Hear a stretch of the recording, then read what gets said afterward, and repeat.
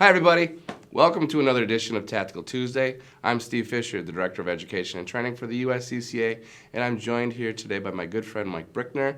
Mike's job here at the USCCA is he's the coordinator for the instructor program. Today, it is 3 below zero here in West Bend, Wisconsin. So going to the range isn't something we're very excited to do. We don't even want to go out to our vehicles and drive to the range, as a matter of fact. So what we're going to do, Mike and I talked, we should probably practice something at least for 5 to 10 minutes today that helps us to improve our ability to handle a firearm. Now, this isn't a marksmanship drill today at all. This is just being able to handle the firearm with not just our strong hand, but also with our support hand. So we have secured a Cert Pistol. Our good friends at Next Level Training have been wonderful with supplying us with Cert Pistols, so we get to be able to use these on a fairly regular basis. This Cert Pistol here is going to be what Mike's going to use to practice transitioning from his right hand to his left hand with a two-hand grip. Okay? So what we want to do is build repetitions with this.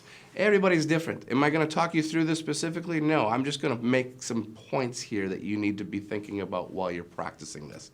Point number 1, keep control of the firearm at all times. So as Mike takes aim at the target and he wants to switch from his right hand to his left hand and still maintain a two-hand grip, he's going to release the fingers, but keeping that firearm sandwiched between the palms of both hands. And then he's just going to switch responsibilities. He keeps his gun on target. If he were to have acquired an injury while this was happening, things are going to be different, and we really are going to have a hard time to simulate that, unless, of course, Mike wants me to wrap my knuckles on the back of his hand. I prefer not, Steve, but thanks for the offer. Okay, so in this particular case, it's just keeping the gun pointed down range and then switching from right to left and left to right and building some repetitions in doing so. Now, one of the things that I've experienced when working with the Glock, especially with the Cert Pistols, is that magazine release button seems to hang out there a little bit, and I've actually accidentally dropped that magazine a couple of times while I was doing this. So be aware of where that mag release button is on your firearm and make sure that you avoid punching it in far enough to be able to drop the magazine, because a gun in a gunfight with no loaded magazine isn't going to serve you very well.